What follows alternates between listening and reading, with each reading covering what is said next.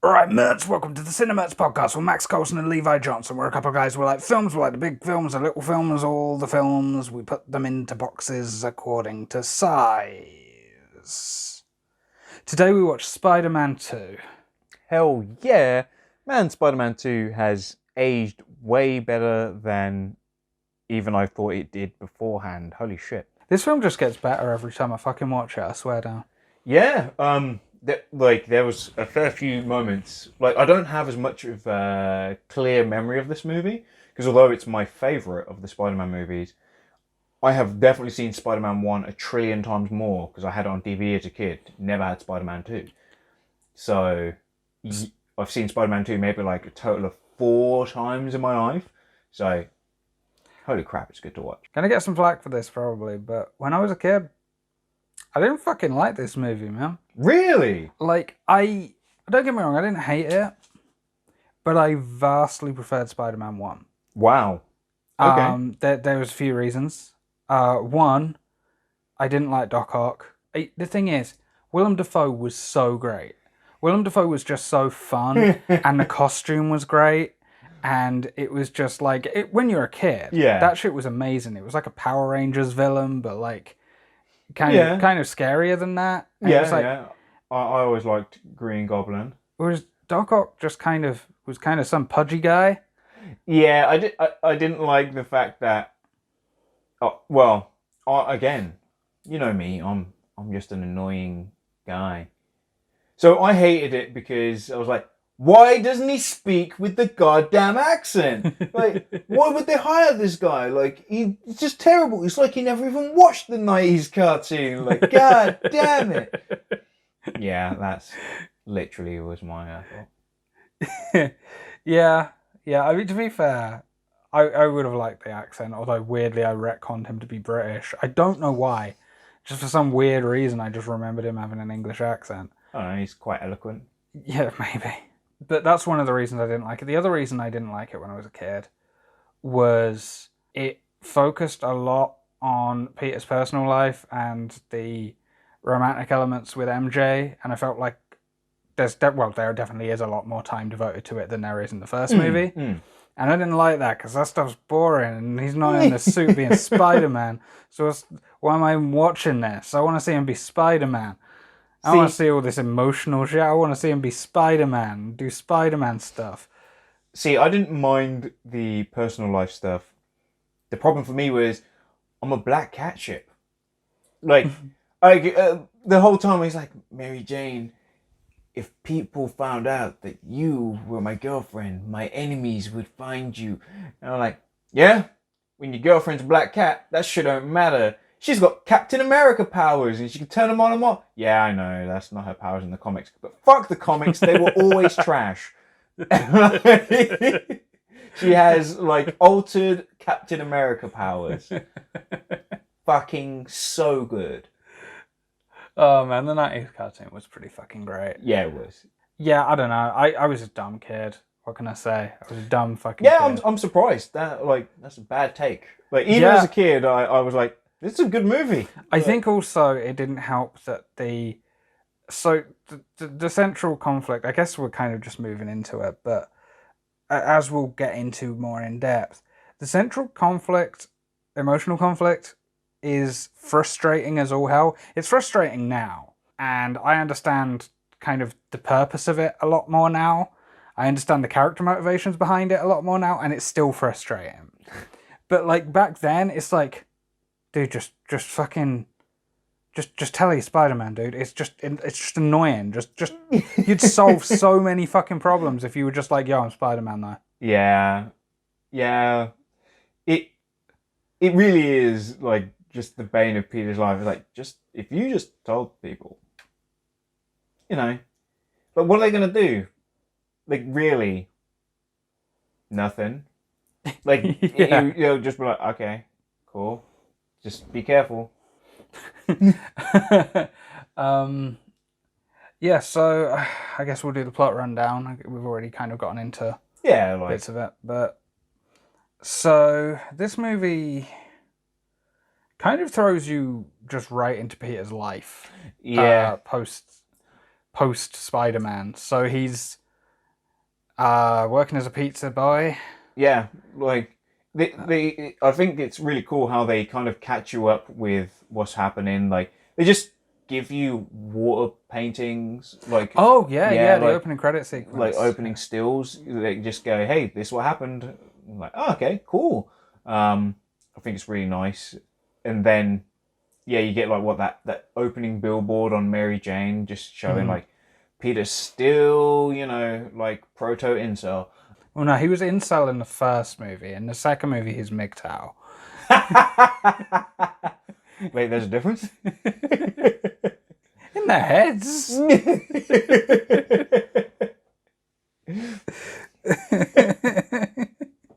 Yeah, the distinction is purely imagined. Wait. Does this mean that incels are actually a level above incels? Not MGTOW, because incels, they know that they want to get with girls and they can't, so they whine about it. Oh yeah. MGTOW are MGTOW, just like incels, but are way more delusional and are yeah, convinced themselves it's a personal choice. they're that like, they've made. yeah, they're like, no, I've decided I won't sleep with any of these girls, but they weren't asking you to sleep with them, so you're not denying anything. Like it's like, don't worry. Like at a restaurant, like, well, I'll tell you what, I'll take my shit sandwich off the menu. That showed everyone. It's like, all right, buddy. Oh god. So anyway, yeah. So it kind of There's the opening credit sequence, which kind of does catch you up a little bit with what's going on. Then you see Mary Jane on a billboard, which is great as well because it's like she's moved on. She's doing well in Yeah. life. She's Things like she's getting progress. Like major progress. And you cut from that to Peter on his scooter, trying to deliver some pizzas. Well, where because he's like, you got to go all this distance, and this time, or your ass is fired. And then he like kicks him out, and then like he's like, I'm not gonna make it, so he runs off, and then that guy just shows up. He stole the guy's pizzas. Yeah, because he goes down the alleyway, and then Spider-Man comes out, and so good. Like, just so we know, he's confirmed for Spider-Man 3. God, this is gonna be the best thing ever. That's all I want to see. Was it No Way Home? Like, yeah. I don't know. I just hope he has the same line again. Like that's it. Like you sent me the exact same line, like same inflection and everything. Like no, just say it again. Like I just like the fact somebody on like that project is like, yeah man, I've been on the internet and I fucking love these memes. Like I'm going, let's recast the pizza meme guy. Then you get that, and then another iconic pizza line. You also then like not long afterwards get pizza time, which is so great. What other sort of series of films like that aren't straight up comedy films could you ever expect to hear a line like that? Right. It's so like Peter is so impossibly dorky. It's amazing how just they managed to make just meme bait movies. Like that's it. Like, and this is before memes. Yeah. Like yeah. It's almost on a level like The Simpsons. Like where it's just waiting to be quoted. It's like and also when he shows up and he's like pizza time, and then like the receptionist that he brings it to is just like she's just chewing some gum and like she doesn't really give a shit and she's just loudly like nah, I'm not paying for those. And he just like unstraps the boxes. I also love that he comes out of the janitor's closet and then after delivering them he just goes back to the janitor's closet. Also, the fact that she doesn't in any way question Yeah, the fact that he's come out of a how closet. this guy come out of a closet with the pizzas? Alright, whatever. Just take the elevator down. Oh, it's so good.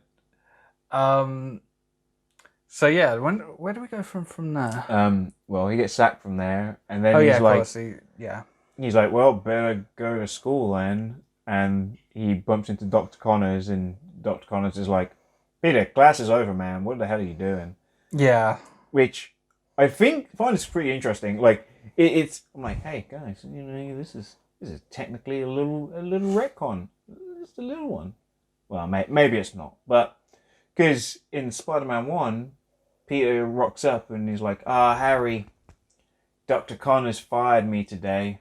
And he's like, what? We're like, yeah, I was late. He's like, you were late again? I'm like, see? So, dude was working for Dr. Connors and now he's studying under him? What's going on? Yeah. Yeah. It's it's like literally the most minor of, it's very minor. It really doesn't matter. But there's another one for Spider-Man 3 as well, which I will definitely still bring up. Well, I mean, like I say, it's definitely not like recasting Harvey Dent from the Tim Burton films to the Joel Schumacher films, going from fucking Lando Calrissian to fucking Tommy Lee Jones.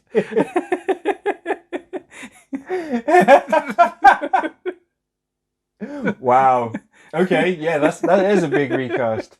I mean, he's not even like a character in those first two movies. He's just there. Like, he's a glorified extra. He's like there as like a little Easter egg, really. Yeah. It's the same as like with the Dr. Connors. Like they just threw the like dialogue they threw in there. Oh yeah, I don't even think it was an attempt at like any kind of sequel bait. Yeah, it was just. Although I wouldn't have minded seeing like Raimi's approach to the lizard. I would have thought that. I feel like that'd be amazing, to be honest. Although the lizard is, well, it's a bit bait for his standard MO, which is conflicted villain who is kind of good guy / bad guy. I wouldn't mind if maybe Dr. Connors, after taking the serum, is like they're like, you're like hurting people, and he's like, shut the fuck up, I have my arm back. And like he doesn't care at all. Like that'd be a cool twist, but yeah, I doubt it. Yeah, I mean, it would be kind of retreading, but yeah, I suppose. Because they, like, literally all three of those movies have that. Mm-hmm. All three of them. Yeah, like, it's I think it works really well in the first, and it works pretty well in this movie, actually. I think it works well in all three, because I think Sandman's a pretty well-rounded villain. Don't get me wrong, the retcon shit is bad, but, like, the actual character is really quite strong. Yeah, like, well, I was going to say, to be fair, actually, in the third movie, it's a little bit less of their experiment turning them crazy. Like, his... Yeah. Yeah, actually, yeah, you know what, maybe it's just... Yeah, Sandman isn't really... He doesn't really turn crazy at all. His motivations remain the same. He just sort of gets turned into sand. Yeah. And kind of is like, well, I'm going to carry on doing what I was doing anyway. It's my life, then. Yeah. We'll get into that plenty when we do Spider-Man 3. Yeah. I actually have a lot to say about that movie. We should keep things moving, because we're very early on. So Connors is the one who's like, well, Peter's like, I'm planning to write a piece on Otto Octavius, and he's like, dude's like, it's late, bro. Like, how you planning? yeah. And he's like, I know, Octavius. Just I'll make it happen. Just write something, dude. Like, grade gets fixed if you're late. You basically failed. Yep. Like a certain guy who did all of his coursework after like a college course had finished. Man did that thing to merit distinction quality all the way through. He's like, I gotta do 2 years worth of coursework in like a short period of time. And yeah, lecturer just laughed. He was like, can I get a pass? God, the savagery. Oh man. God. He gets that sorted out. Does he meet with Doc Ock then, or No. That's the birthday scene. Yeah, then isn't we it? roll out to the birthday from there. Yeah, which is where I first noticed the interesting color motif that this movie has. Yeah, There is a lot of purple in this movie. yeah. And at first I thought there was a point to it, but there kind of isn't really. Yeah, like I couldn't piece it together because you pointed it out, and I was like, actually, yeah, maybe they're going for something because he's wearing purple. And... Well, the lighting's kind of purple. He's wearing purple. There's a picture of some purple grapes behind him, like a framed photo of some grapes. There's like purple balloons. Yeah, purple balloons. It's like, yeah, okay, this is a thing.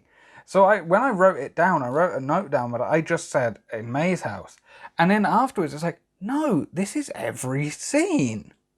Yeah, so it was like, hey, is it going to be like, hey, when Peter is feeling conflicted, like he's purple, like maybe there's a mixture between someone else who's red. Because I looked and I can't remember, I think Aunt May wore red at a certain point or something, and I was like, so maybe she's like the red and somebody else is the blue to make the mixture. Never happens. I wonder if it's actually something a lot more simple and it's kind of made to try and emulate old comic book printing. Because there often were a lot of sort of purple and sort of mauves in older comic books. Just, I think, particularly night scenes and stuff, because it's easier than doing black backgrounds, is to do purple. Yeah. So I wonder if that's anything to do with it. But anyway, at Peter's birthday party, and that's when we kind of, I guess, first get the reveal that Harry is still super fixated on the whole Spider-Man thing, and he is just spiraling. Yeah. Like, he is in a bad fucking place. He's like, Spider-Man killed my dad. Like, Peter, why do you keep taking pictures of Spider-Man? And he's like, hey man, can we just not? And I'm like, you're telling me you haven't just been like, hey, Spider-Man most definitely didn't kill your dad. Don't worry about it. Yeah, no, this is probably the most unnecessary conflict in, like, the whole trilogy, really. Like, part of me, like, gets it a little because it sounds exactly like Peter's personality, to blame himself for the deaths of everyone who, Yeah. But at the same time, I am totally like... Also, like, Norman's last words to him were, don't tell Harry, and I think that's... Yeah, but, dude doesn't have to be like, hi, yeah, he was the Green Goblin fucking died, but no, like... He could have been like, the Goblin killed him. Right? Like... He's technically telling the truth if he does that as well. a kid, like, I was like, hey man, I've seen Star Wars. Yeah. Like, I know what, like, what is it, like a lie by omission? And this one's way more true than that. Right? Yeah, Harry is spiraling. He's just in a really bad place. He's just disheveled. But, he's still clearly trying to be there for Peter. They, like I said, he has, like, this little surprise birthday thing at Aunt May's house. Yep. And then, like, he's like, hey, like, Arthur Octavius is doing, like, a thing for Oscorp now. And then Peter's like, oh, I'm writing a paper on him. He's like, I'll introduce you. Which, pretty cool friend thing to do. Yeah, definitely. Yeah, and also that's, he speaks to MJ outside, kind of in a way mirroring the scene when, she'd just been in a fight with her dad in the first movie. Except in this instance, she's the one who's, trying to push, trying to kind of get noticed by him almost. Yeah. Because she's like, hey, what's going on? Like, what? So, are you into me? Is it a thing? Because still kind of into you, Peter. And then Peter's like, very obviously yes. Like, I wrote a note, which was, fuck everyone. Tobey Maguire is amazing. Like, him and Kirsten Dunst, like, watching those two act and like not be together is actually painful on screen. Like, and not in a bad way. You're literally just like, oh, come, just be together. Jesus Christ, like why? Yeah. Like in real life, like the fact that Kirsten Dunst and Tobey Maguire's relationship didn't last because like young people also getting together on the movie is probably not the best way. Like, I'm genuine. I'm like shit. They had like some fucking good chemistry. Oh yeah. Like Jesus Christ, yeah. Like I totally believe it, and it feels like anguish when she's like, "So, you into me?" And he's like,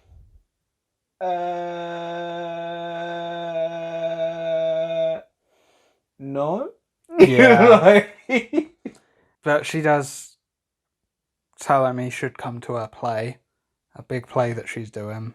well, Peter's like, "Well, I might," and then she's like, "Okay, as soon as you're not into me, I'm seeing this guy now." And he's like, "Hey, I'll totally come to the play." Like, Yeah. oh, don't do that. Yeah. What happens next is he has to go to MJ's play. Oh yeah. It's straight from that, isn't it? So he is on the way to play. He's literally on the way over. Mm-hmm. And you can see, like, what is it? Oh, Peter's got, like, no clothes in his house. Like, he has the Spider-Man suit, his t-shirt and jeans, and a, like, shit suit. Yeah. Jesus. So he gets on his scooter, gets some flowers, gets on his scooter, is on the way, and then a car just plows the fuck through him. I know. And you're like, this is definitely comic book New York. Because Yeah. there's so many crimes. Like, Jesus. Like, I've been alive for like 30 years now. And I'll tell you what, I haven't been involved in any police chases. Like, not even one. I've not even seen, I don't even think I know anyone who's been in one. I definitely do. But, yeah, it's... No, I mean as a bystander, not as a perpetrator. I think I know somebody who's been in a police chase as a perpetrator. As a bystander? No, I'm not sure. And I mean, we should know about this because our town, okay, was home to the first police car chase in Britain. Wow. It was around the turn of the century. It would have been very slow. Like some 15 they could have ran hours. faster, yeah. Like guys riding up on horseback, like, pull over. No, come on. But anyway, so he's like, oh shit, gotta go do Spider-Man shit now. So he goes and does his Spider-Man shit. And it's like a good reveal as well. Yeah. Because one of the police cars crash. Because I like the fact that you're kind of like, the police have probably got it. And, yeah, then you just, like, the police car crash and it just comes flying towards this crowd of onlookers. And they're kind of there and you're waiting and there's no impact. And then it cuts to the flip side and it's just the car's webbed up. Yeah. And then someone weirdly goes, it's a web. web. Like, go, Spidey, go! Yeah. Like, yeah. So he does his Spider-Man shit and as a result ends up late. And that's where we get to our Bruce Campbell cameo for this one. What a dick. Yeah, just unapologetically douchey. You know what I mean? Like, not even the case of man's just going to tell you, I can't let you inside after the show's been started. No, he'll like stand aside and then just gesture towards the sign for you to read it, like dickhead. Yeah, it's amazing. So he won't let him in, which means that he ends up missing the play entirely. And even though he has a like legit, completely valid reason to have not seen it, yeah, man's motorcycle got ran over. Yeah, he doesn't say that, even though he totally could. Like, yeah, no, I mean, I was in like a major car accident. Like, I'm fine, don't get me wrong, but like, my scooter was trashed, and actually, I did actually still make it there, but like, guy wouldn't even let me in. I mean, there were a lot of events there. Right. Like, Yeah, I ain't gonna lie. I'd be like, MJ, you gotta be cool. But to be fair, maybe it was a good thing he didn't go because, Yeah. it would have been pretty awkward. Like I never thought about it as a kid, but like watching it now, like after the show, fucking her new boyfriend shows up, and is there, and he starts kissing her.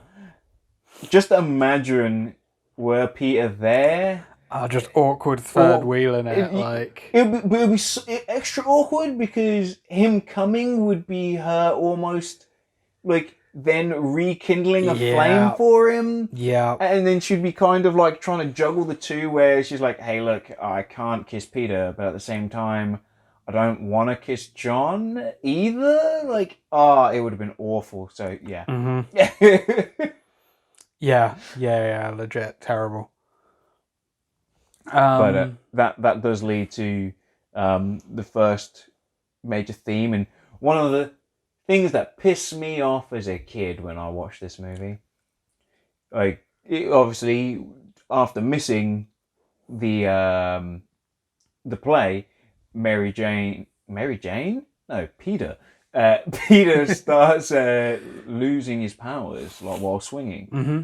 and to me, I was like, oh my god, they're doing it. They're doing the man spider. Oh my god, yeah, because this is what happened in the 90s cartoon. His powers kept like stopping, and he turned into the man spider. Yeah, that's not where they were going with this. And it made me really angry as a kid. How they would have told a man spider story, I don't know. But How dare you not like understand like narratives at like fucking 13 or 14? Like...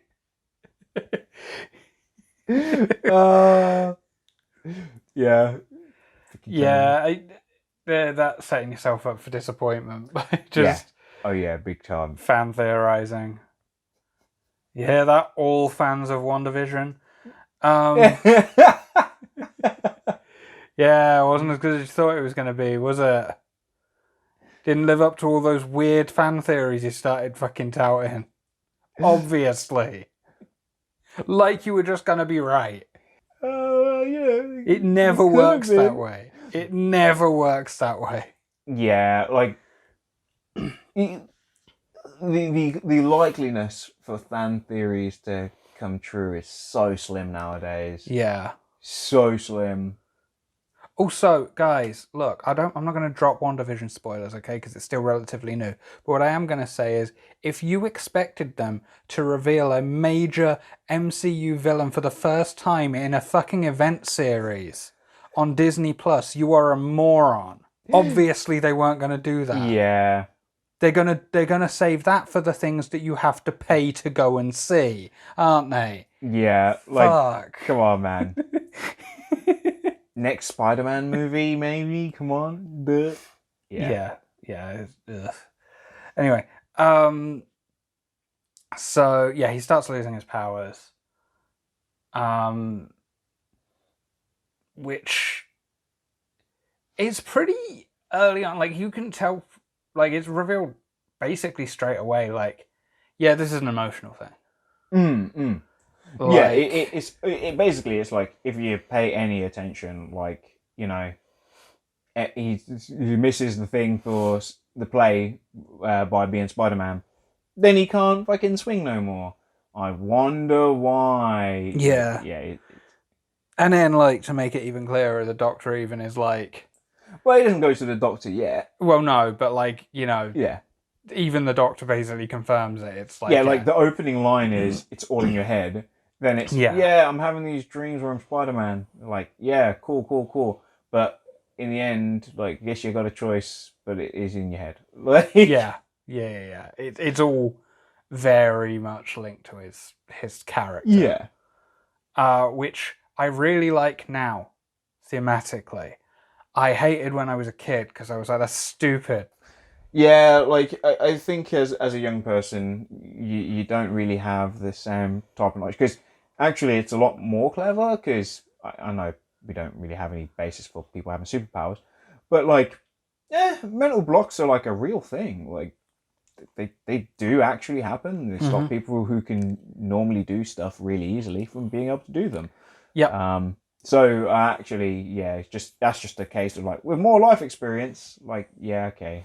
Like, Also, with just more, I guess, understanding of just sort of more emotional storytelling, I guess, Yeah. rather than just straight logic, which I think is the easier thing to lock into when you're younger. Like, I don't know about anybody else. When I was a kid and was playing Spider-Man 2 and the PlayStation 2, yes, still, even now, the best Spider-Man game. oh yeah, While web swinging around the city, sometimes I would like to just pretend my spider powers were running out.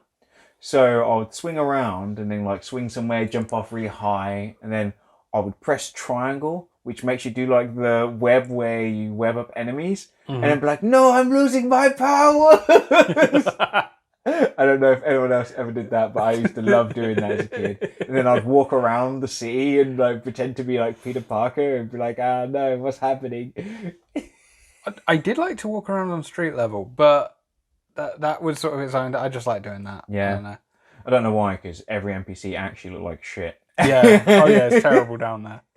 Like, it's so clear that the game does not want you to be down there for very long. Like, So from there, we roll on to Otto Octavius, basically unveiling.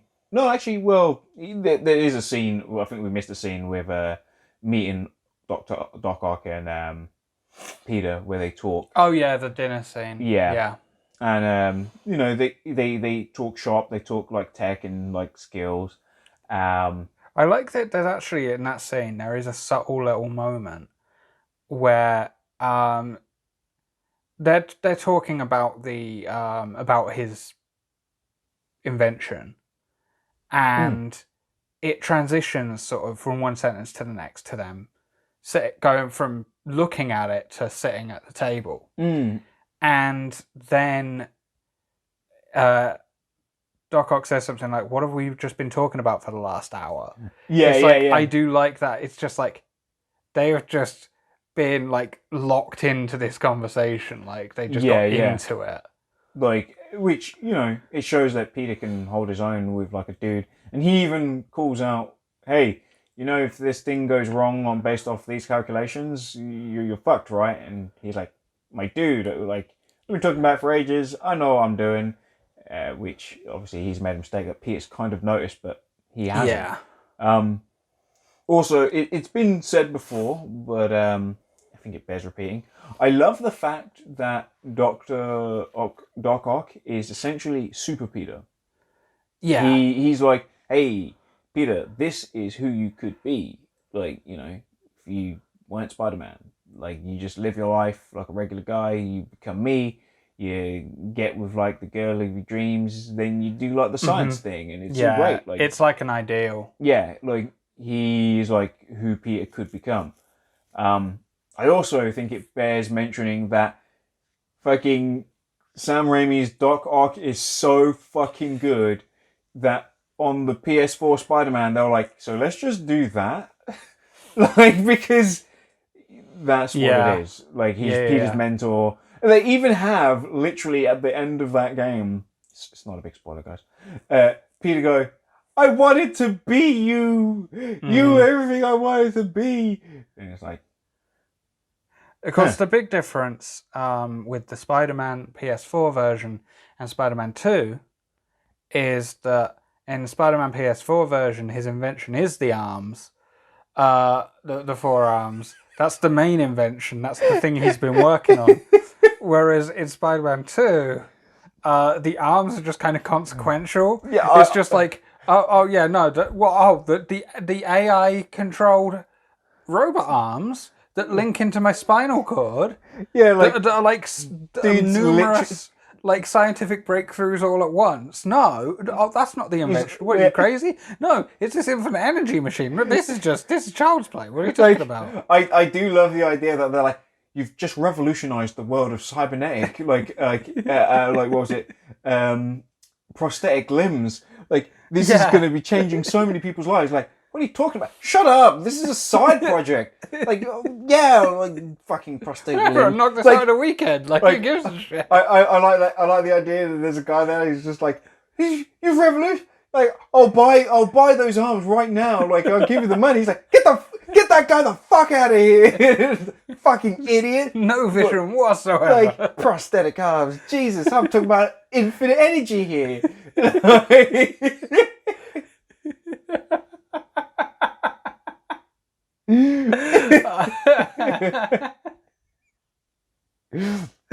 Oh, love it. Yeah, so that's totally a thing. It does kind of sell how insane, like, crazy genius the guy is, though. That, like, that's just something he hasn't even considered. Like, he's that ludicrously, like, good at inventing like, shit that, like... Dude, like, he's like, I need a way to be able to, like, manipulate this stuff, but my hand can't go into these, like, you know, this sun. So I need some kind of robot hand. Oh, yeah. Better just invent AI. Like, I just like the idea that he's like, robot hand, but the problem is, you know, it's just too clunky. I need something else. Yeah. If I get it to, like, link directly into my spine, and it's removable, you know, it just links in, then it, like, links out, like, you know, it's just in stabbing some cerebral needles into my spine over and over again. I'm sure there's no problems with this. But anyway, like, yeah, I've got that down and done. But me controlling them a lot is really hard. Like I put some AI in there. That AI can interface with my brain, though. Better create, like, an AI, like, blocking inhibitor chip as well. Like, come on! Like, these are all real things that people are talking about. Like, they're like, hey, yeah, what if people make computer virus? Like, no, dude already fixed that problem as well. Like, he just, like, put over, was like, nah, I don't give a fuck, like, I'll block all that shit. Like, if you sold this, you wouldn't even have to apply for funding for your fucking, like, infinite energy project. Like you would have infinite money. Yeah. You'd be a billionaire in, like, a week. Like, literally, Oscorp is a military, like, thing. Like, guys like, yeah, we've got a glider. Yeah, like, glider? Shut the fuck up, man. Can give you robot arms. They can think for themselves. Like, that's got way more utility in the military. No, like, well, yeah, like the spinal column interaction thing, you could build mech suits with that shit. Like, literally fucking Metal Gear, like, Pacific Rim ass, like, giant mechs to hook up to the spinal column, like. But no, don't worry. We'll just go with this infinite energy. Yeah, because the capitalist system will love that. Yeah. What's that? How are you going to market it? Like, oh, well, once you create it, the energy is just free and never ends. Yeah, but, like, how do we charge people for it? Because, you know, we're going to have to say there's some maintenance, right? Well, not really. It just keeps going forever. Yeah, Otto, we're going to drown this thing. Like, should have sold the arms, man. Should have sold the arms. Like, the CIA just shows up behind him, like, fucking caps him in the head, like, just like, shoot him in the head, like, how did he commit suicide?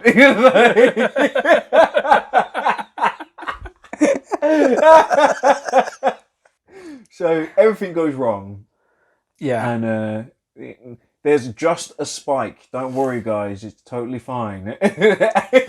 And he creates literally a sun that is going crazy. Yeah, just has this insane, like, magnetic pole. And I love the way he's like, don't worry, guys, we'll just fire it up in my apartment. Like, yeah, in his house. Just like this fucking... No shielding, no protection. He's like, yeah, guys, infinite energy. How are you going to move it? Like, because you're just going to leave it in your house forever? Like, yeah, it's cool. Like... Yeah, and there's, like, kind of, you know, it's that typical hubris thing. Like, he has the opportunity to shut it down before it gets out of hand, but he's like, it will stabilize, and then by that point, it's kind of too late. Yep. Shit starts to go really south. And we get, like, one of Sam Raimi. Sam Raimi loves a screaming woman. Oh, yeah. Like, so we get, like, the awesome scene of, like, the window shattering. Mm-hmm. And she screams as, like, all this glass flies at her. Yeah. Like, oh, jeez. Yeah, she got hurt. And does that mean we can talk about the hospital scene now? Can we talk about the hospital scene? Yeah, yeah. Because it is 'Cause, so good. yeah, I like, love it. I fucking love it. It is. I mean, it's an Evil Dead scene. oh There is yeah, no two ways around it. It's just an Evil Dead scene that Sam Raimi just put in a Spider-Man movie to get just to see if he could get away with it. just think, as a kid, I didn't really like the scene.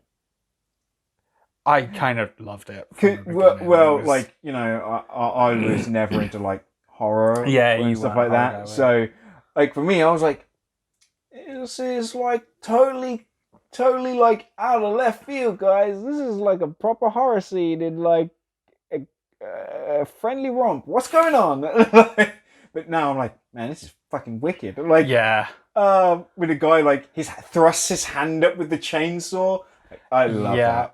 I love Oh, that there's shot so many much. great moments. There's like, there's that. There's like, it's even got like literally the Evil Dead POV stuff.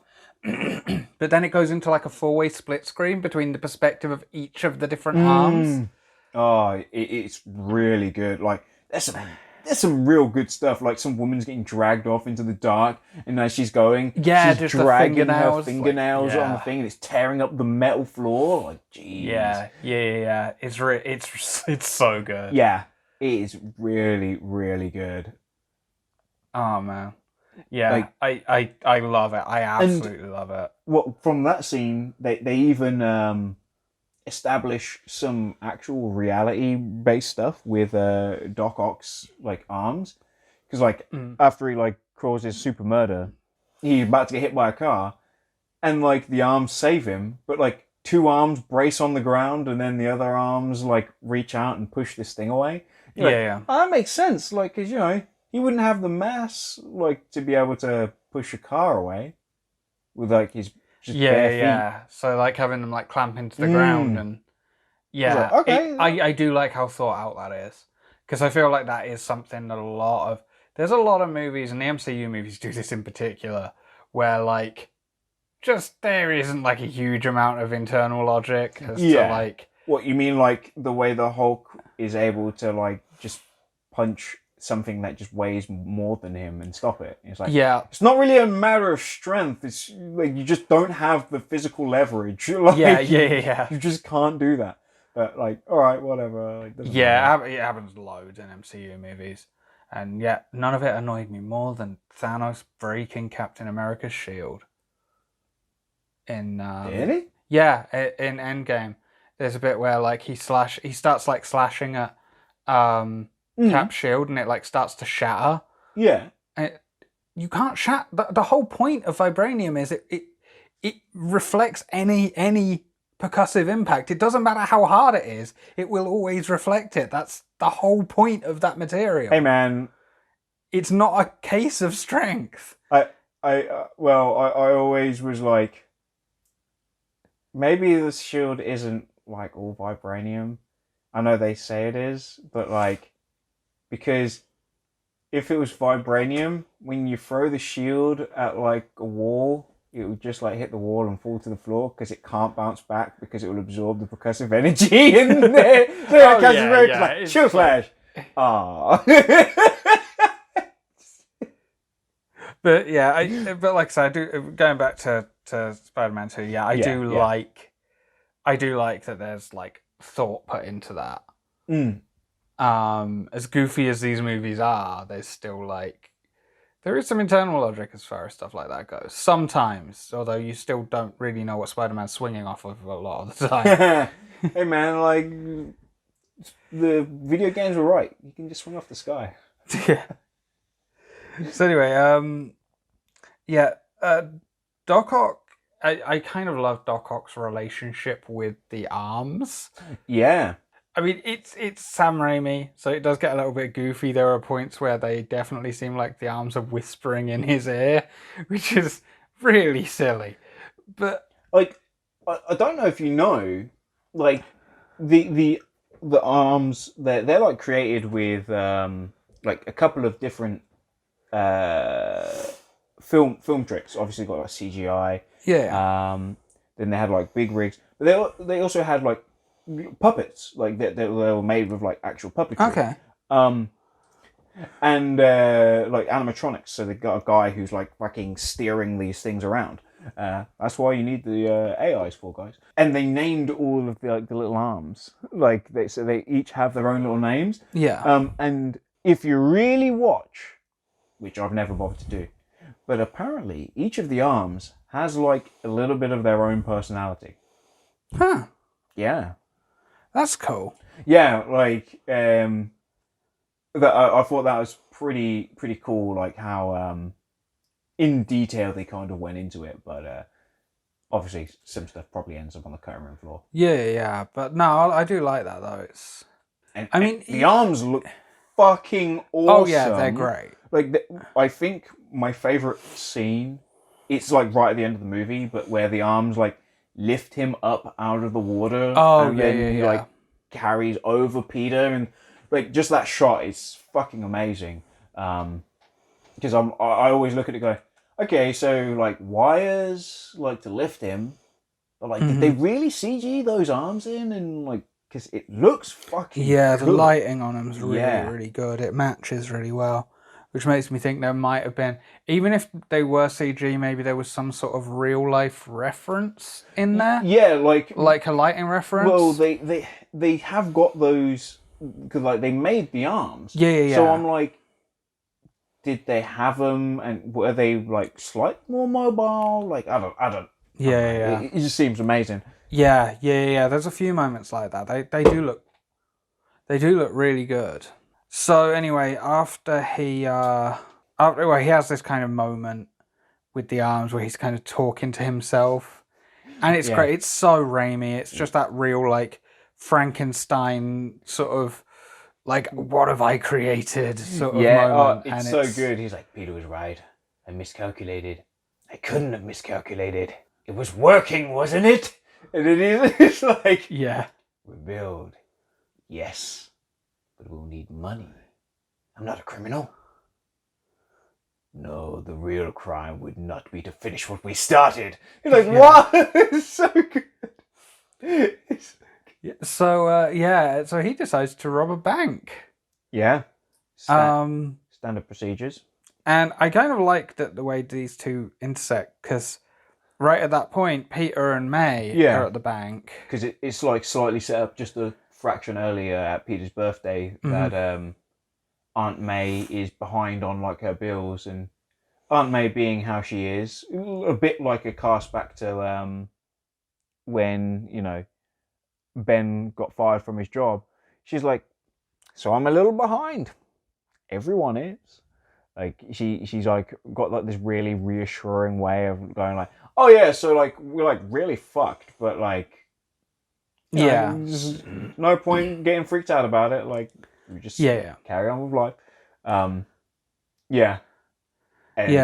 she's like trying to get some extra dosholas. And failing. And because they don't have enough for collateral, basically. There's even that. Well, at least I get the free toaster. Actually, toasters come with a deposit of 300 or more. Yeah, 300 or more. And it's like, oh man. And then right behind him just walks Doc Ock. Just in a trench coat. Fucking hell, it's happened again, man. Yeah, and just turtles are back. Yeah, it just rips off the vault door. It just starts taking bags of fucking gold doubloons. Which I love. You pointed out, like when he has the equipment later on, it's like, so did he just buy that with like fucking gold coins from a bank? Like who sold those to him? Like this dude with like 4 fucking arms. and at that point, why did he not cut out the middleman and just steal the equipment? Right, like the crazy thing as well is it's like, where do you go to get like highly specific science equipment? Like where on the black market do you get that? Yeah, like that sounds like something you'd go through an official company. Like, okay, sir, like we're just gonna need to set up a contract. Like, I have bags of doubloons. Like either you take the bags of doubloons or I just murder you with these robot arms. All right, yeah, bags of doubloons it is. Right, guys, like nah, I'll take the robot arms. Like, ah, God! So anyway, he's robbing a bank, and Peter's like, "Oh shit, I gotta go be Spider-Man." And he runs away, which May is at first like, mate, like, the fuck? I'm an old lady. What the fuck you doing? He's like, catch you later, Aunt May. Like, Yeah, and even though this isn't like a Spider-Man driven situation, it's not like Norman Osborn when he targeted May because of her relationship with Peter. Doc Ock just kidnaps May because she's just there. yeah. Which I'm still like, even if you're like, hey, look, I'm gonna be Spider-Man. Like, I don't know, if it was me, I would have probably been like Aunt May and just literally just picked her up and just carried her out of the building, and then just made some excuse like, I've got to go back. Maybe I can help people. Mm-hmm. But yeah, but you know they had to have Aunt May get kidnapped. Yeah. So. Peter's not about saving his rep. He's about saving people's lives. Yeah, and it's a great scene. Oh yeah, it's fantastic. Like, you know, he drags Aunt May up the building. I love the fact that while he's there, he's like, okay, like, let it go. And obviously, classic line where the guy's like, whoops, I dropped her. You said let her go. Like, so he has to like save her. And as he catches her, he launches her to the top of the building and she hooks onto like a statue. Yeah. With her umbrella. And it, like the whole fight scene happens, and it she starts slipping and stuff, and like right before she's about to fall, like her feet just touch the ledge that the statue is on, because it's just like a massive ledge, like less than an inch off of the ledge. Like, and it's like, that's actually pretty good. Like, I like the fact that the whole time pressure thing. There was no time pressure. Like, it's a really good way. Like, I criticize the MCU movies in particular. I make it sound like I hate those movies. And I really don't. But I criticize those movies quite heavily for the way in which they cut tension a lot of the time. But I feel like that's a really good example of how you can cut tension in a really good way, because it doesn't undermine the tension as it's happening, but it's kind of, it then cuts it after the fact, being like, oh, hey, by the way, you didn't need to worry. Yeah. Like, they just kind of end that, like, little, like, bit, and then they go, anyway, now we're just going to let you watch the rest of the fight. Yeah. It's really good. It's like, oh, that's nice. I like that. Yeah. So, yeah, the fight scene in general is really good. It's Aunt May coming in with the last minute in-clutch save. Yeah, because Ock's like, hey, you better come over here, or I'm gonna kill this random old lady. Yeah, no, it's like, what are you doing, man? Like, I thought you were just trying to steal some money. What are you killing an old lady?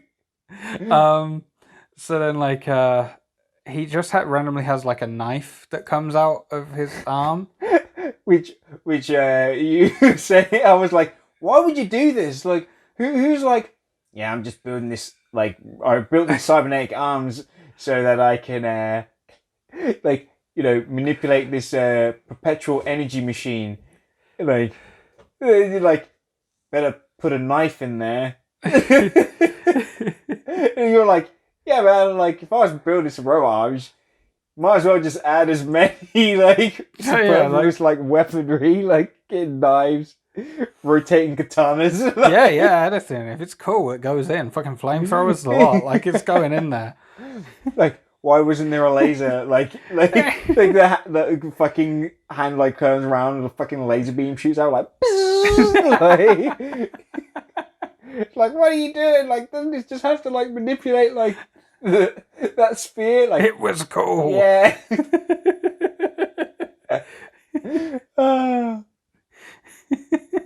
How many times do you get to make robot arms? Okay, I wanted to make them cool. He's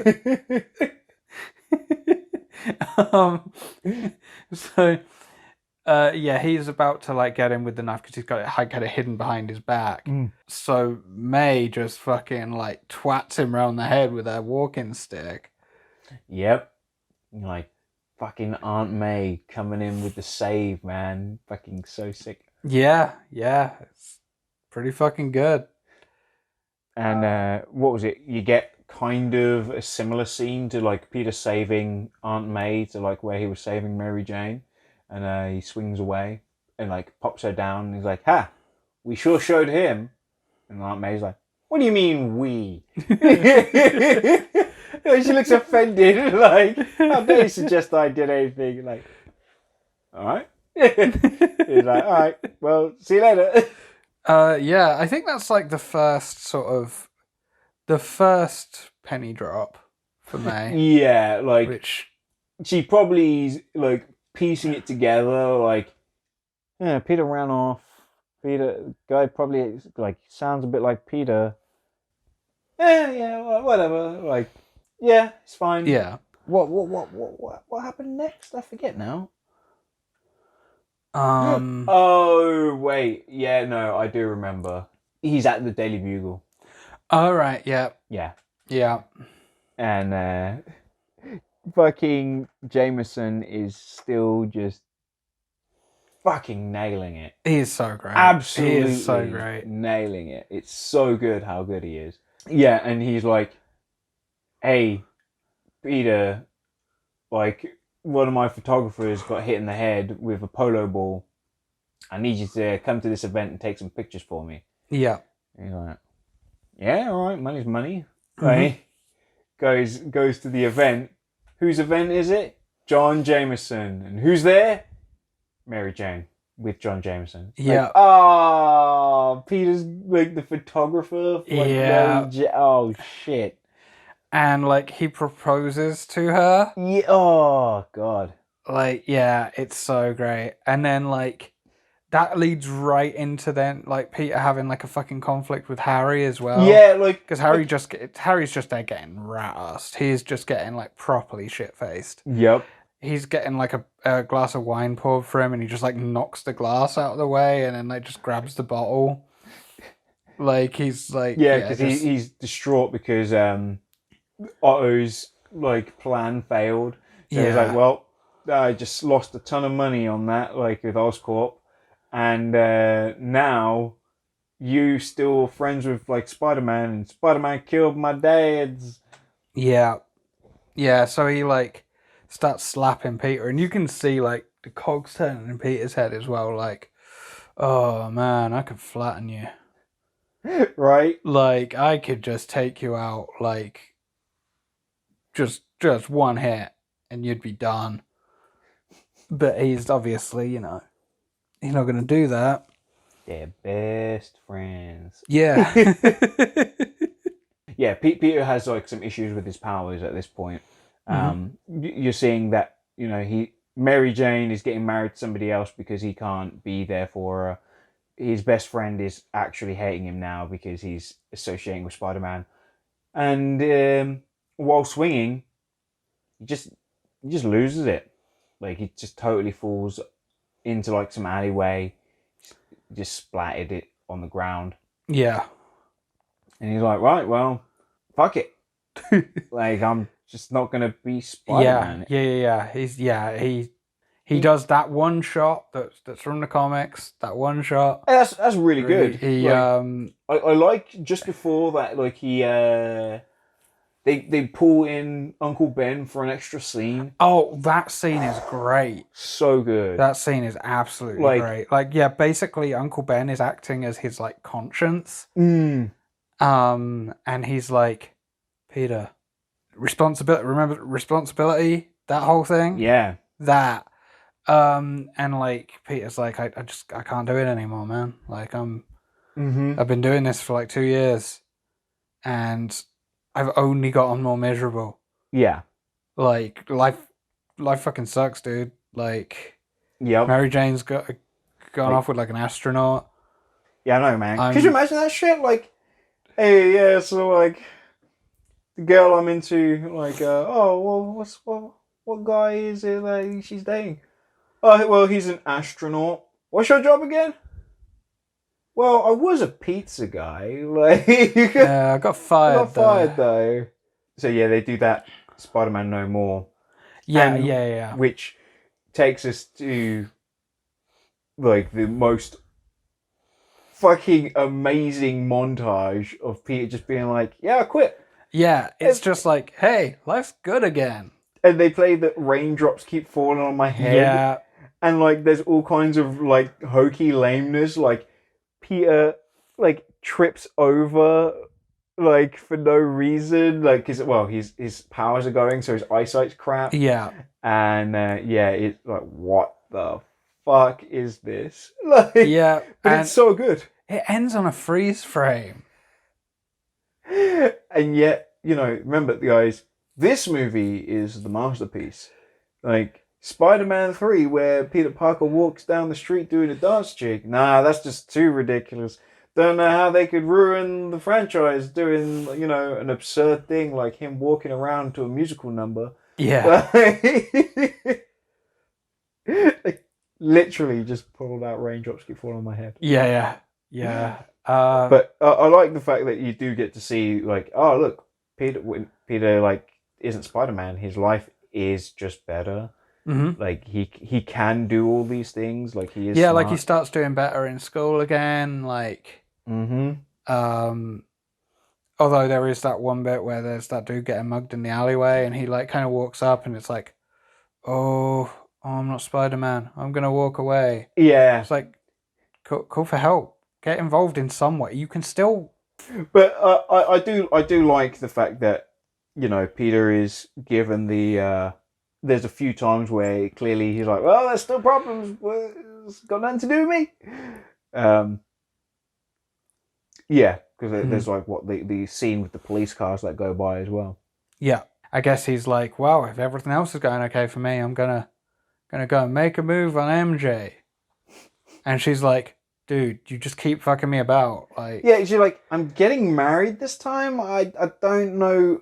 Like, there's not really a way to walk back from this. Like, what the hell are you doing? Yeah, like, it's funny. I must admit there was a part of me when I was kid when I first watched this, and I was kind of a bit like, oh man, MJ's kind of a bitch. And like now I'm kind of watching it, and apart from the ending, I'm kind of like, man, MJ's 100% justified in this. Like, she is absolutely being like emotionally fucked with. Yeah, and she has no idea why. Yeah.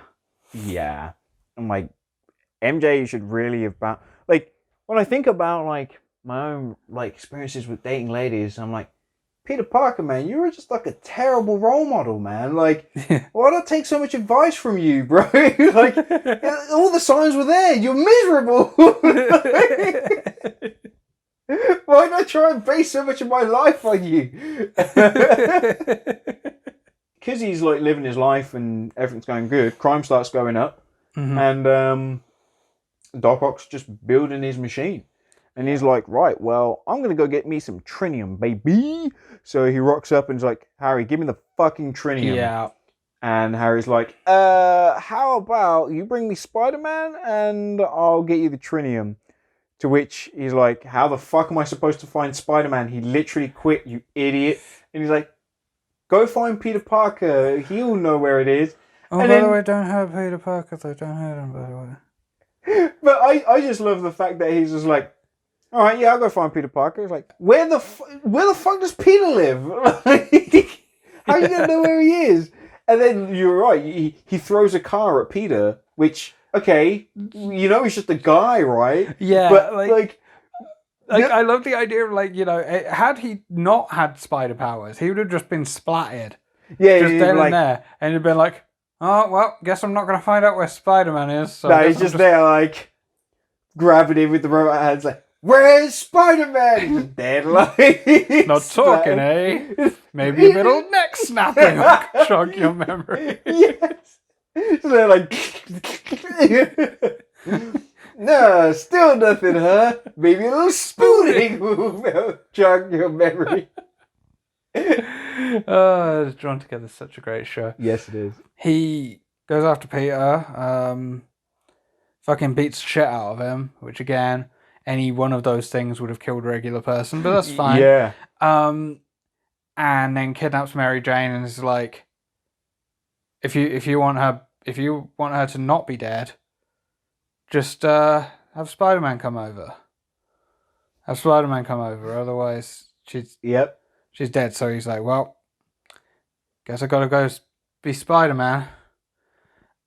This is also before this happened. The Daily Bugle got hold of the Spider-Man suit, which also because we watched the extended cut. We got to see J.K. Simmons fucking about in the Spider-Man he's costume. like in the costume, like webbing around and shit, like pretending to be Spider-Man. Yeah, it's great. But then like Jameson's like finally admits that they needed Spider-Man. Yeah, he's like, Spider-Man was a hero. And then you hear like the webbing sound. He looks around, and his suit's gone. He's like, he's a menace. Yeah, like he's a thief. He stole my suit. I want Spider-Man. Yeah. So Spider-Man then goes and chases down Doc Ock. Does that lead straight into the train? Yeah. And that goes into what I consider to be the best action sequence on a train. Yeah, I think it's fair. With that caveat, like, I didn't say the best action sequence ever. I think on a train. Like, they use every part of the train. They've got, like, some stuff inside, some stuff outside. They fight on it. They have to dodge stuff with the train. They dodge on the sides. Mm-hmm. There's an oncoming train bit. They have literally everything you can do with a train. So I would say, yeah. Like, yeah, that's fair. And it's I mean, it's a really, really good scene. Like, so good that, of course, the final part of that scene. Oh yeah, is the web has had a profound impact on the series to the point that everything in every medium since this movie that has Spider-Man in it has tried to do something like it. Yep, because what was it from the train? What was it? I can't remember if Andrew Garfield did anything, to be fair, because those movies were trying to be as different as they possibly could. I think 2 might have had something like that. Maybe. I just can't remember those movies. Yeah, but obviously we know. Was it Far From Home? No, it wasn't Far From Home. It was Homecoming. Homecoming had the boat, like where he's got to web the boat together, which you're like, this really doesn't work. Like, why would you try and steal this iconography? And then Endgame, not Endgame, the one before Endgame, Infinity War, has him do it with Thanos. Oh yeah, shit, I forgot about that. Because he's like trying to web off the glove, isn't he? Yeah, and it's the same. It does it the same way. Even Spider-Man Miles Morales on the PS4, when he's swinging and he's trying to like stop the bridge because there's some new form exploded on the bridge. Mm-hmm. He starts webbing like the bridge back together, and he does a moment where he's in the middle and he's got a yep. And none of them earn it. Yeah, it's never like Spider-Man 2 earned that shit. Yeah, like it truly did. Like, I love the fact that like Spider-Man, like, he gets shocked in the face, just takes off his fucking mask, and no one even comments. Like, everyone's just like, yeah, we're about to die. Who gives a fuck? Yeah. Like, it's not till like after everything happens that they are like, hey, this guy's not I also love that hiding his identity as a priority just goes out the fucking window because it's like, I've got to save some people. I don't give a shit. Yeah, he's like, it doesn't even matter at this point. Like, yeah. He's like, if I don't save these people, they're just dead. Like, yeah. No one's going to remember. Like, because technically as well, he's like, yeah, I'll probably survive this crash. They won't. Yeah. Like, so yeah, he stopped it, and it looks great. Oh. Like, you know, I mean, it's not done pretty. Like, like Tobey Maguire is just pulling the ugliest fucking faces because of course he is. He's fucking like I like the fact that, you know, Tobey Maguire knows, like, he can act pretty. Like, if he can do like such ridiculous stuff and have like such compelling scenes with MJ, like, he knows how to act pretty and not pull a fucking dork ugly face. But, you know, that's kind of the point. He's like giving it his all. Like, I don't know if you've ever freeze framed like an athlete doing anything, like a gymnast doing a flip, or like someone doing like a dive. They look ugly as fuck, man. Yeah, of course. Their Of course, face. strenuous activity does not lend itself to looking pretty. It's just It's like if you're gonna freeze frame something like that, just don't show their face. yeah. And like it looks great. I like it most because obviously deep fakes are a thing, and like the best use of it. Someone put Tom Cruise's face on like Spider-Man's face for that scene. I remember watching it and being like, "This is fucking ridiculous," but the fact that like the deepfake system just didn't know what to do when it came to like Peter like putting those ridiculous faces, like at the end he's just like yeah, and then when finally he stops the train, fucking Samurai Jack just is like, don't worry. Yeah, that I don't know how you even spotted that shit. Like, it's like a crowd shot. Like I have no idea. Like, yeah, like I was just like, wait, that's fucking Phil Lamar. Like, Jesus Christ. All right, yeah, cool. Yeah, I that is beyond me how that even registered. Yeah, look, the weirdest bit as well was it wasn't even like his face. Like, dude was turning away. I was like, wait, I know that side profile. Like, and I think it's like I know what he looks like, but it just didn't even. Yeah, like no way. Like, I was like, oh, okay, shit. All right, fair enough. He gets dragged onto the train, back into the train, and there's that line, he's just a kid. Yeah, he's just a 36-year-old kid. I don't think he was that old, but hey man, like that's.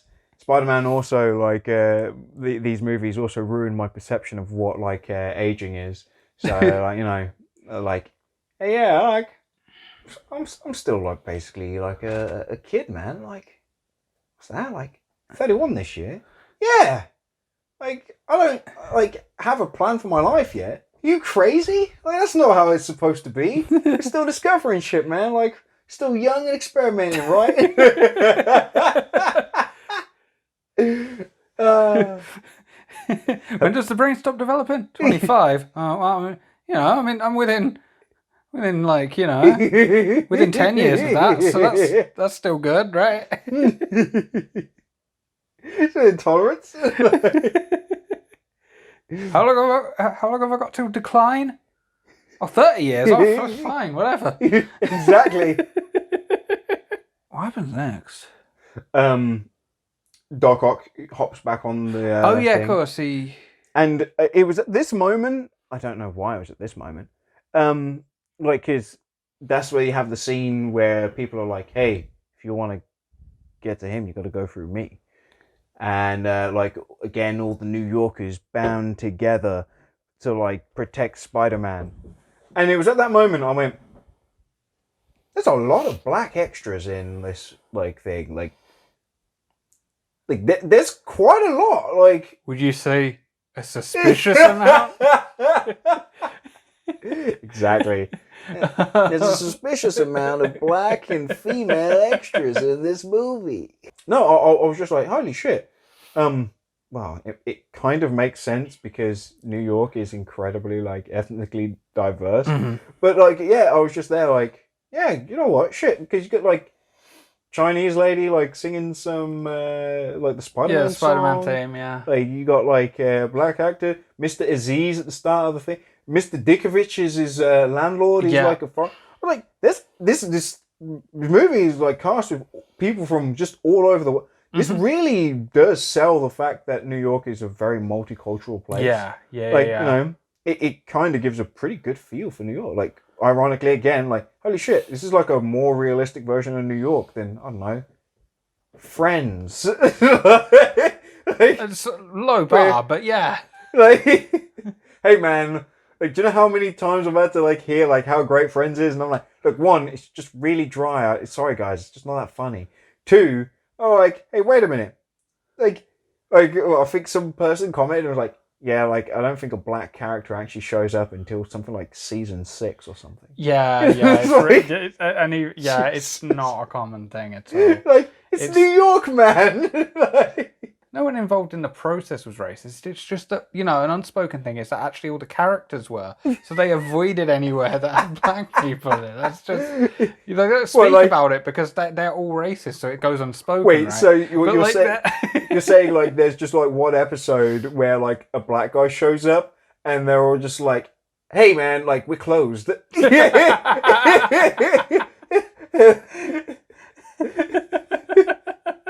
the Always Sunny. Yeah, it is. It's totally Always Sunny. We just weren't expecting you to be black. Yeah, like that's such a good first episode of a show, right?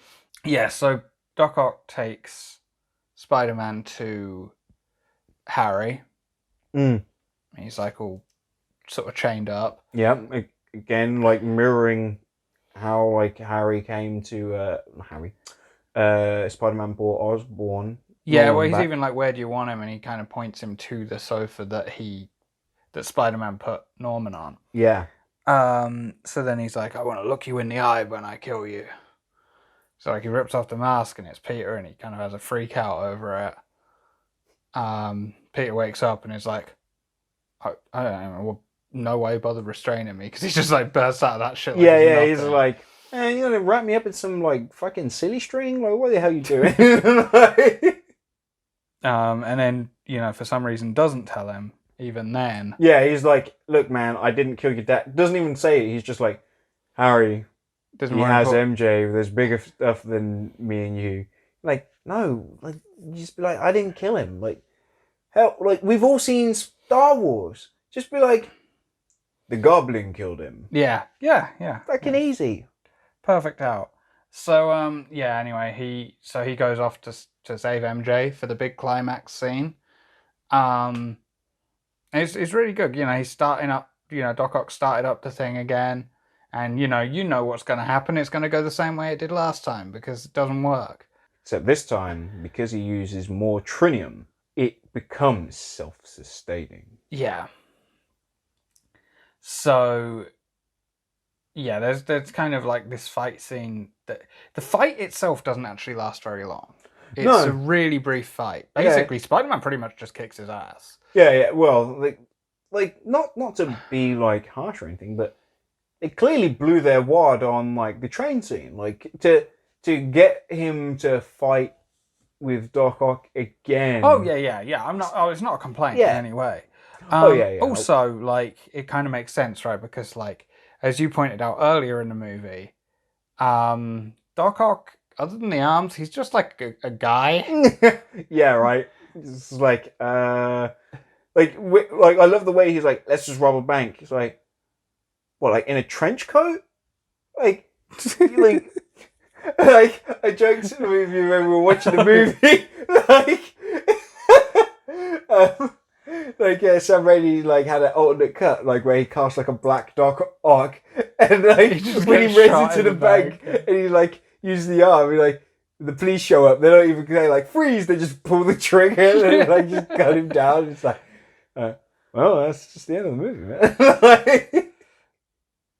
He doesn't even get to the vault. They're just like, I don't trust that trench coat. Yeah, like he doesn't even get in or anything. Like he's just at like the front of the store. They just gun him down. So anyway, so he beats him up quite easily, you know. But by this point, you know, it's too late. You know, he's pulled the wires out, and like you said, it's self-sustaining. Mm-hmm. So it's like, oh shit, it's not gonna work. So he goes to Doc Ock and he's like, dude, yeah, he unmasks himself. He's like, yeah, well, like half New York already saw me, man. So like, you might as well know. And I really like this ending because he's like, he doesn't beat Doc Ock by just beating him into submission or trick or you know, kind of, you know, the Norman Osborn ending where he kind of, you know, ends up killing himself trying to beat Spider-Man. He just talks him around. Yeah, he's like, hey man, like it's going wrong.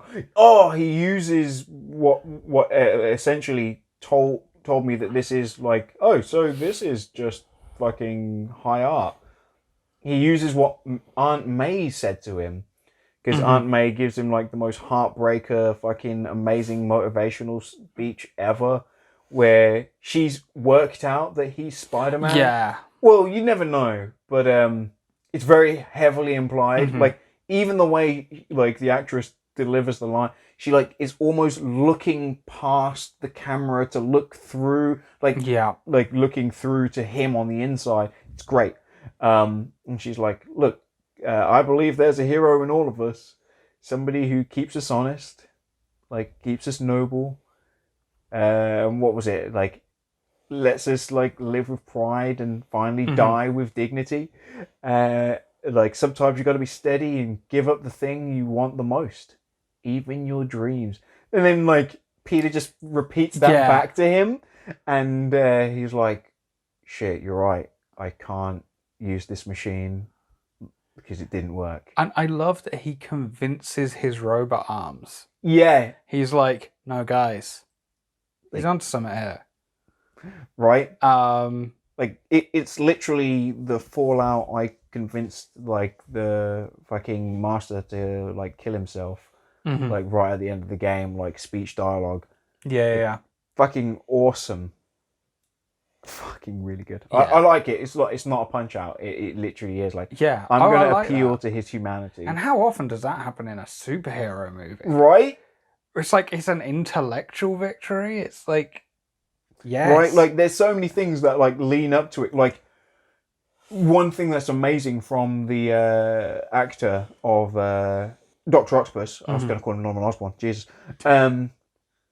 is the fact that when he unmasks himself and is like, "Hey, it's me, Peter, like I need to stop the machine," like there's this look of like realization, like he's happy, he's proud, like he's like, "Parker, brilliant but lazy." Like he understands. Like in that moment, he validates Peter for everything. He's like, "You're not lazy. No. You're fucking Spider-Man. So you're just brilliant and fucking brilliant." Yeah. Like it's so good. Like that delivery, I fucking love it. I'm like, wow, that's awesome. Like again, people in this, like, they treat it so sincere. Like it's fucking good. Then after that, Peter takes Mary Jane away into a giant web because he's really leaning on the spider thing there. And hey, it's like she's seen him, so he's like, well, I might as well do a certain special. But then he's like, "Look, now you get it. You get why we can't be together." And it seems like that's going to be that. It even has like the even has like the that final. Yeah, they've got the sad scene. Like, he's like, yeah, they've got the sad music. He's like letting her go, and he's like, yeah, "Bye, Mary Jane. Like, enjoy your marriage to John Jameson." And then, it does feel like the movie's just going to end there. And then she's going to get married. Yeah, there's like a marriage It's like scene. the marriage scene. And it shows her getting ready. And then it shows them at the altar, waiting. And then someone runs in and is like, hands John Jameson a note. And he's like, "Oh." To which... What the fuck? To which fucking J. Jonah Jameson's response is, "Call Deborah. Tell her not to open the caviar." I mean, good move. That shit's expensive. Like, you know. But like, I mean, they've already spent probably an ungodly amount. Like, church wedding in the middle of New York. Like, God knows how expensive that must be.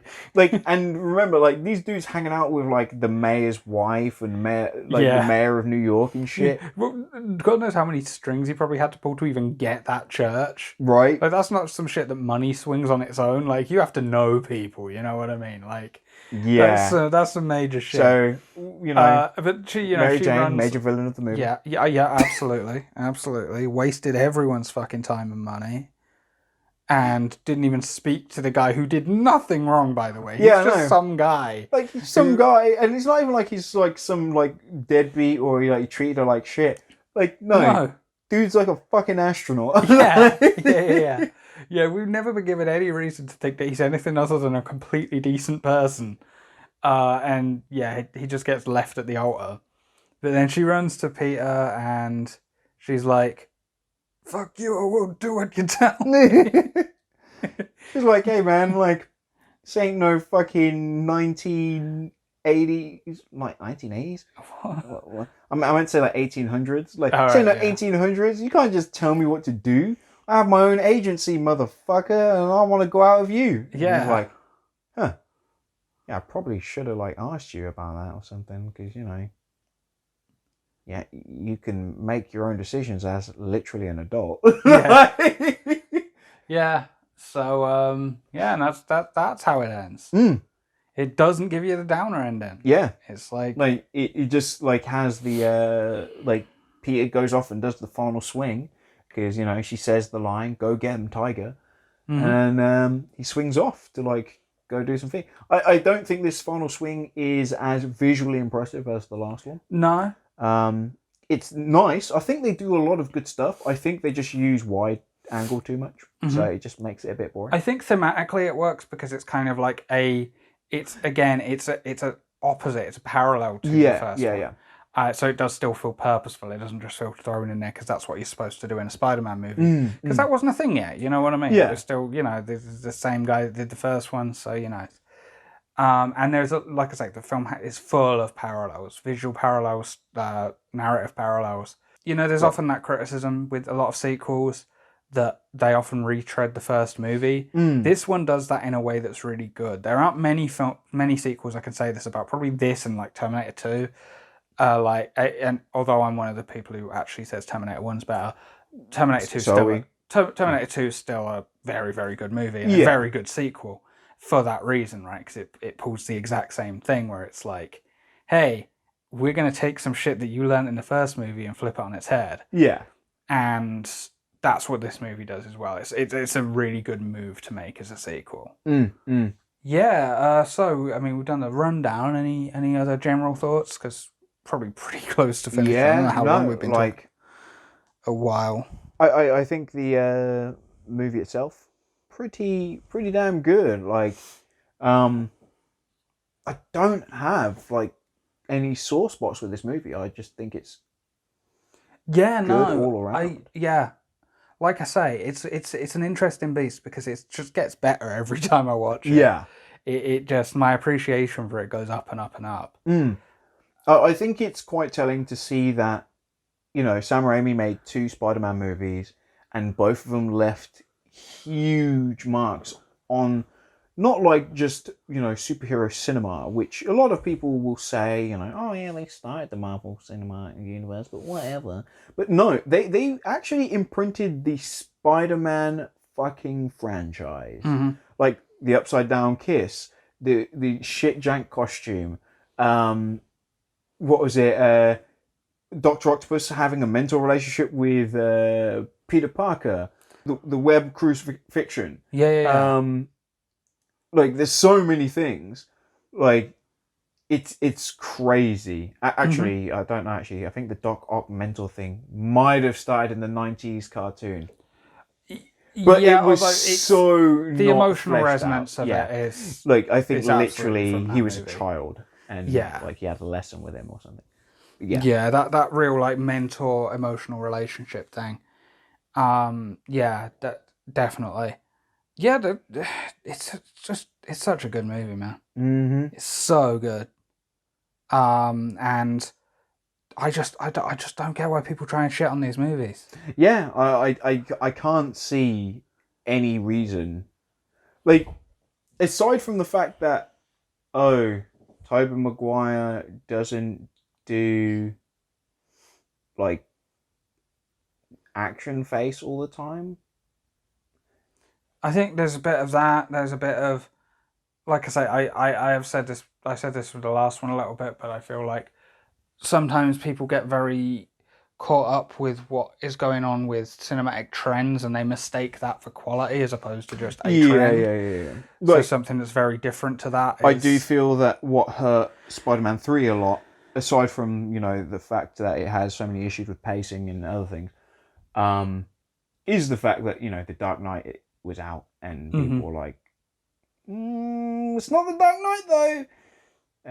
The kind of the like, darker versions of sort of, and not just darker. That kind of more like, hey, we're going to make it more grounded. We're going to be more realistic, quote unquote. Yeah, like it's almost a bit unfortunate that those movies couldn't have been pushed back just a little bit to let Spider-Man 3, happen first. Let people have that, and then those Batman Begins and The Dark Knight kind of start there. Yeah. But it is what it is. And once again, to that rando on Twitter, that is the reason that we're doing this whole trilogy. No, it's not nostalgia.